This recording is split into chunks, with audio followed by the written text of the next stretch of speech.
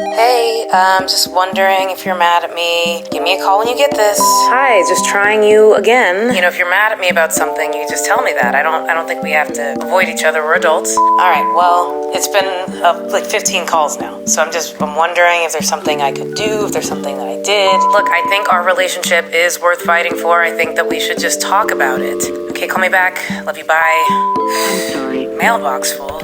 We need to talk about Canada.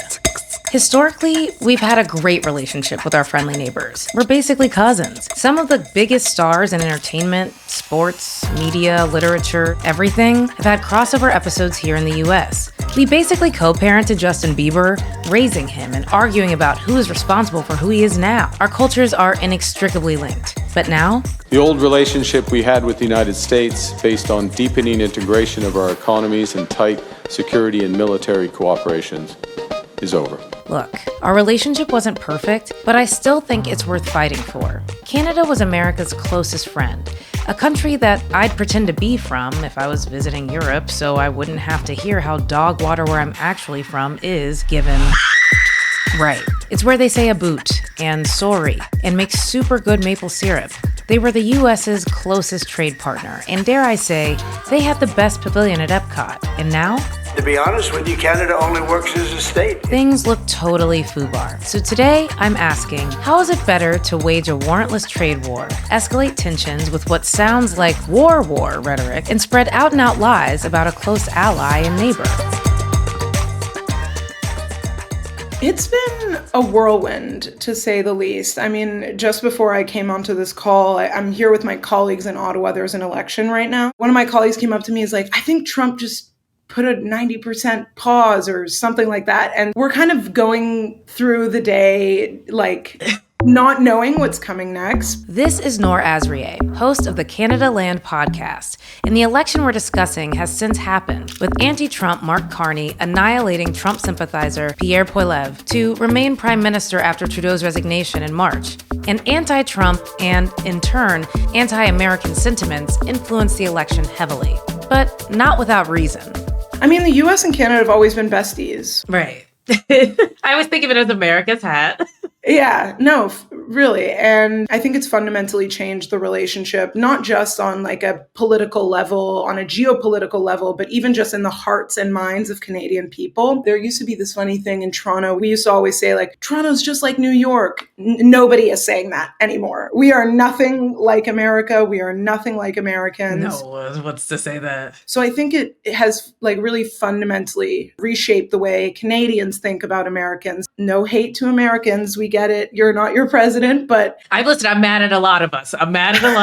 And you're welcome to share in my anger at a lot of us. It's a new era, for sure. There was a before and there's an after, and Trump has fundamentally reshaped the relationship between the US and Canada. That's an understatement, even. So what are Canadians mad about? It's not like threatening military intervention to take over their land is that big of a deal, right?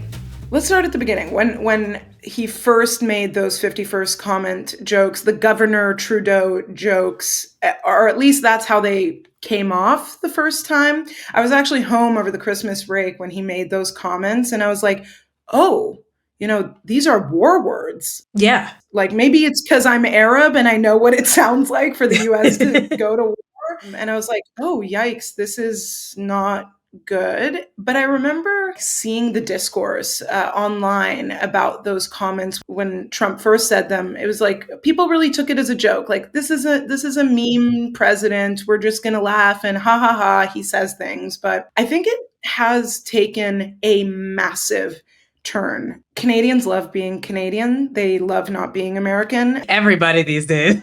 Yeah, that will say true through and through. But even about a month ago, Canadian politicians weren't really saying Donald Trump is saying he's going to annex us. Donald Trump is saying we're the 51st state. A month ago, we weren't saying that part out loud because I think most of us would think it's so outlandish. I want to start with these Trump jokes. Certainly these comments are interesting because if they are a joke, then, perhaps they're fine and it's just this social evening as Canadian ministers have been describing it. For a president to say something about, a country who was and could still be their strongest ally. Yeah. But now we have Justin Trudeau, ex-prime minister. We have Mark Carney, current prime minister. We have conservative leader Pierre Poilievre, all levels of government saying this is true. He is saying this. It's not a joke anymore. Having met with the owners of Canada over the course of the campaign last several months, it's not for sale, won't be for sale ever. But never say never. Never say never. And so the political class is kind of waking up to that, but I think Canadians themselves, like those who were first laughing when they first heard those comments, are no longer laughing. Those are the same people who are flying Canadian flags on their porches. These are the same people who are now boycotting American products, not drinking American booze, buying Canadian. There's this huge buy Canadian moment that we're living through right now. This is my last bag of American product. You know, even Quebec, I'm not sure, like most people are familiar with the kind of inner workings of Canadian politics, but Quebec is a province that doesn't really identify strongly with Canada. They don't have a strong national identity. They have tripled in the percentage of people who have a deep, strong national identity. It has, again, fundamentally changed the way people think about Canada and the future of this country. There was a before, and now we are in the after. I'm from Kentucky. We have an incredible governor, Andy Beshear, and he's a Democrat. He has been really outspoken. He's probably going to run for president. But he has been talking a lot about how this hurts American businesses, because he also thinks that these tariffs and these sorts of threats to Canada are stupid, right? Like Kentucky does a ton of business in terms of, you know, they export bourbon. It's where bourbon comes from. And we drink lots of it. It used to, right? And so it actually is deeply affecting just business as usual in many of these states. I think that specifically on the tariffs, it sort of changed the reality of what it means when Trump says something, because there is an immediate impact. In addition to invasion threats and outsized tariffs, Trump has also levied accusations of fentanyl coming through the Canada-US border. The fentanyl coming through Canada is massive. There's pretty much no evidence to suggest this is a major issue, but the truth has never stopped Donald Trump from lying. It's bullshit. Right. Let's talk about fentanyl for a second. So yeah, this is his on the books justification for slapping on these tariffs, the other being illegal migration. They've allowed millions and millions of people to come into our country that shouldn't be here. They could have stopped them, and they didn't. And they've killed 300,000 people last year, my opinion. His problem is the so-called porous border. He claims that 43 pounds of fentanyl were intercepted at the US-Canada border in 2024. We actually had a Globe and Mail investigation, so this is a Canadian paper, finding that 15 pounds of fentanyl that was attributed to the northern border had in fact originated from Mexico, and they could only identify 5.5 pounds of drugs coming in through the northern border. 5.5 pounds, just to put that into perspective, that is 2 bags of sugar. And I'm not saying that's not nothing, but it is hardly this tidal wave that Trump is describing. Look, fentanyl, there's a crisis in Canada. There's a crisis in the United States. Like 50,000 people have died from overdoses since 2016, but that's not it. That's not the same thing. Using this to justify a trade war between, you know, two of the most interconnected countries, whether that be economically, politically, just, you know, socially. It's an interesting way to go, to say the least. I would love to hear, you know, your thoughts on the Canadian response, because obviously it is bullshit, right? Donald Trump has become famous for a lot of things. One of them is lying for whatever reason to, you know, further his agenda. Obviously, Canada didn't just like hear that and accept it. What was sort of the response that you heard, and what are you hearing now? It's interesting. Canada folded first time around. When Trump first made those comments, it was like, okay, we'll play your game. Before the tariffs actually went through, Canada did try to, you know, regulate the border. Justin Trudeau made that visit down to Mar-a-Lago to see Trump. We invested 1.3 billion Canadian dollars to a border plan aimed at like preventing fentanyl from crossing the border. We were playing the game here. Part of the 1.3 billion included things like helicopters, surveillance, increased patrol. Jeez. We even had Premier of Alberta, Danielle Smith, head down to the border and take a video for Fox News and be like, look, there is nothing here. It was quite fascinating to see how Canada reacted at first. We were shaken in our boots and doing a lot to kind of quell Donald Trump's concerns. We even appointed a fentanyl czar. Like, for the love of God, we don't have czars here.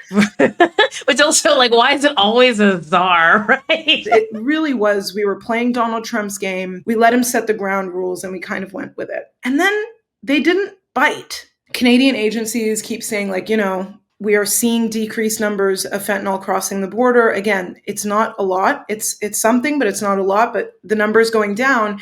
And then we heard, I can't remember, you can fact check me on this. So it's either Howard Lutnick or Carolyn Levitt who was saying, like, well, the number of overdoses in America hasn't gone down. You've seen it. It has not been a statistically relevant reduction of deaths in America. It's just black and white. It was Lutnick. Fact checked. Without question, Trump's odiousness affected the outcome of the election. But I'll let Noor tell you how. It has turned our world upside down. Again, a couple months ago, the Conservatives were sky high in the polls. It was an inevitable Conservative win. That is just not the case anymore. The Conservatives are down a lot. Numbers that we haven't seen throughout the course of this campaign. The Liberals are skyrocketing because Mark Carney. Again, we now know that Carney won. Back to Noor, who saw it coming.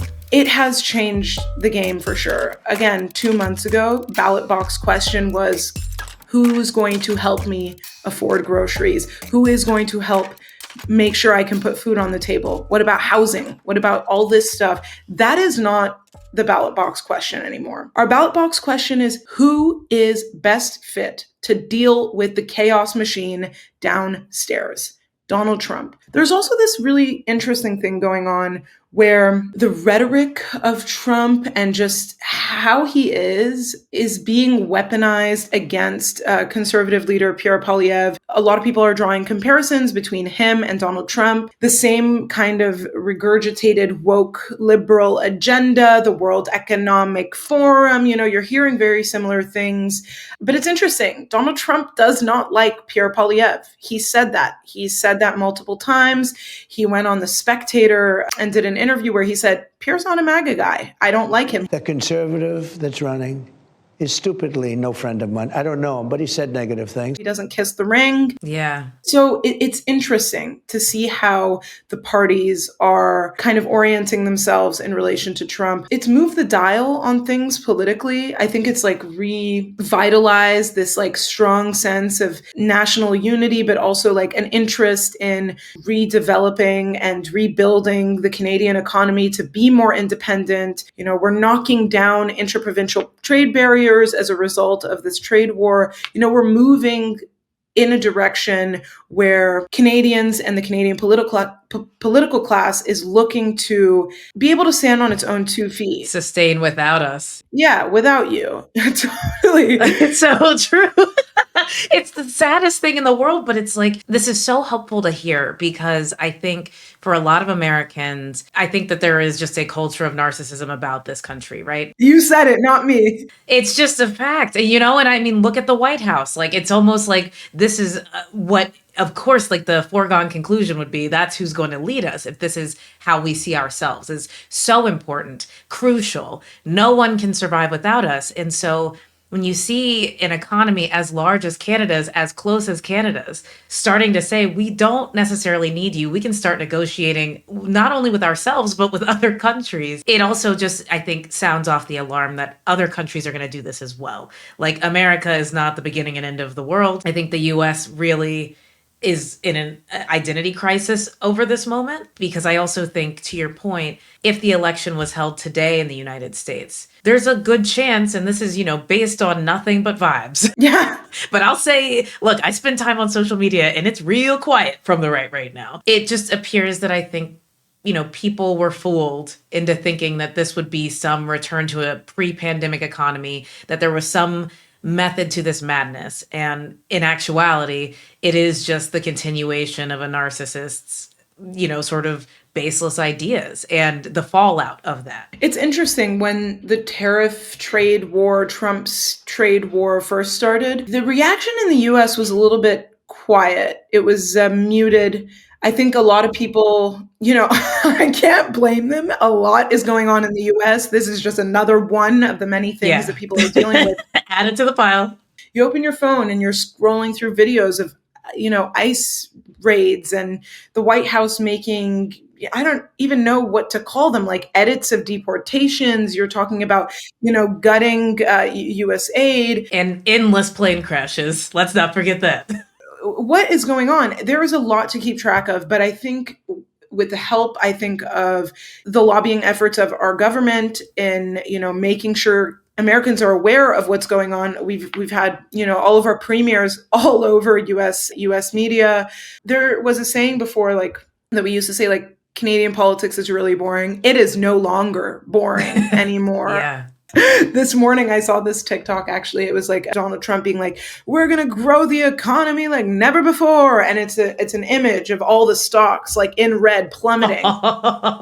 There was either one, an appetite to hear about these things, but two, just maybe there is some free time on Americans' plates to take a look at what's going on here.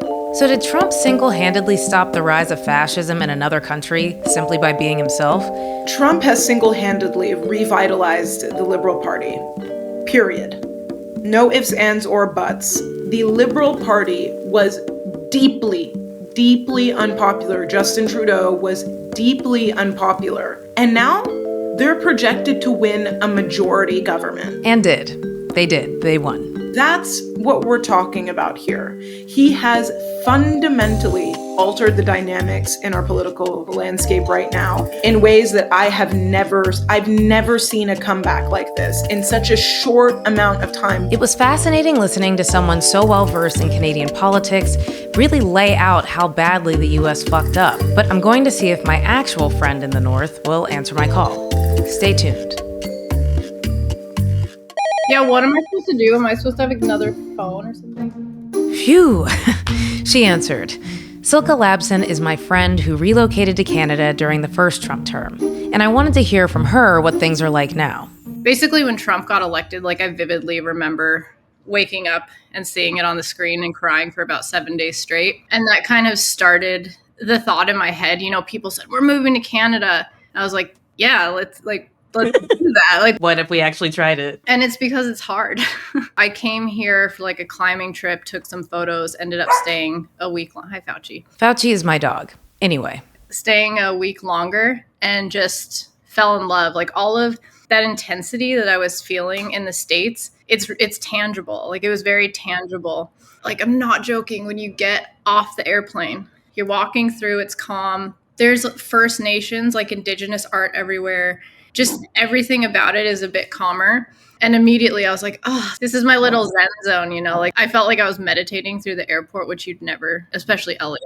Oh God, yeah, LAX is not that. So I came here and I just felt a sense of relief. People weren't, talking about politics. They were just talking about that the sun was out because it's half the time rainy here. It's kind of like San Francisco. I decided, hey, I want to make this work. And it was not easy. I had to find a job, get them to sponsor me. It was pretty, I'm not joking. It cost me in total about $20,000 to move here with all the legal. Oof. It wasn't easy. Yeah. But I tell people, what's harder, fighting for your basic rights and your rights as a woman, or paying and working really hard to move somewhere where I'm not going to have to worry about that? I mean, that's beautiful. And also, obviously you haven't moved back to the US. So, I mean, in addition to just that, I think political freedom and the feeling that you can live a life that isn't just completely surrounded by the politics of the day. What else is keeping you there? What do you like about it? It's been 7 years. How crazy is that? That is a lot of time. I know. I was going to bars and now I live on a chicken farm.